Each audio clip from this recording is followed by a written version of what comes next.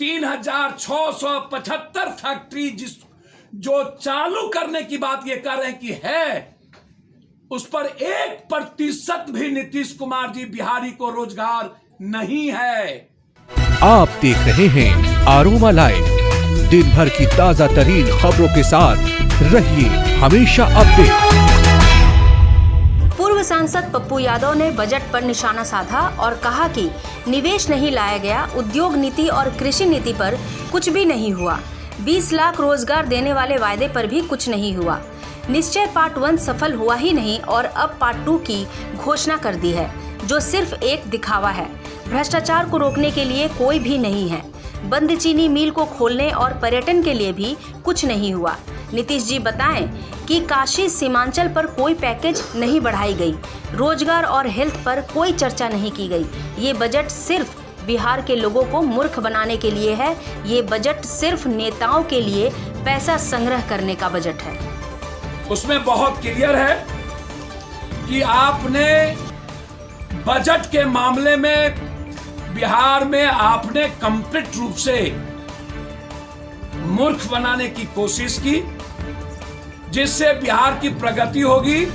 मैंने पहले कहा कि बिहार को 5 चीज क्या चाहिए, वो पप्पू यादव ने आपको कहा, जिस पर कोई चर्चा नहीं है।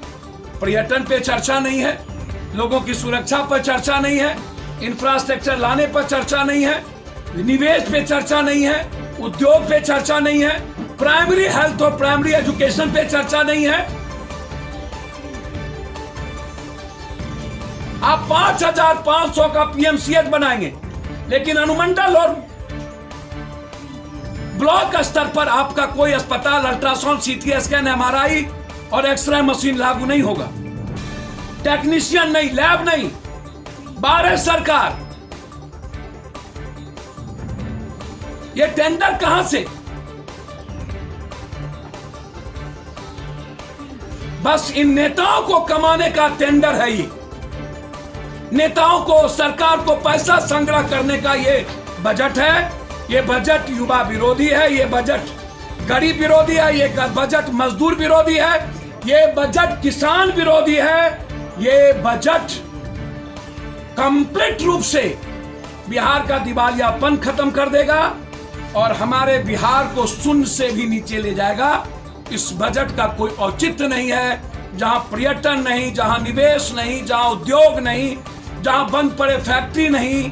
3675 फैक्ट्री जो चालू करने की बात ये कर रहे हैं कि है, उस पर 1% भी नीतीश कुमार जी बिहारी को रोजगार नहीं है। नहीं है, चैलेंज है नीतीश कुमार को। 1% बिहारी का रोजगार नहीं है, तो फिर ये बजट कैसा? ये मेरा सवाल था। फर्स्ट सवाल था शराब, सेकेंड सवाल था मौत, थर्ड सवाल था बजट। आपको कुछ भी पूछना हो तो पूछ सकते हैं। मैं मांग करता हूं नीतीश कुमार जी से, नेता और पदाधिकारियों की संपत्ति की जांच हो, पूरे रिश्तेदारों का, क्योंकि शराब में, जमीन में, बालू में, खनन में और ठेका में पूरा पैसा बिहार सरकार का नेताओं ने लेके चला। हमेशा न्यूज अपडेट रहने के लिए ज्यादा से ज्यादा शेयर करें, सब्सक्राइब करें और कमेंट करना बिल्कुल ना भूलें।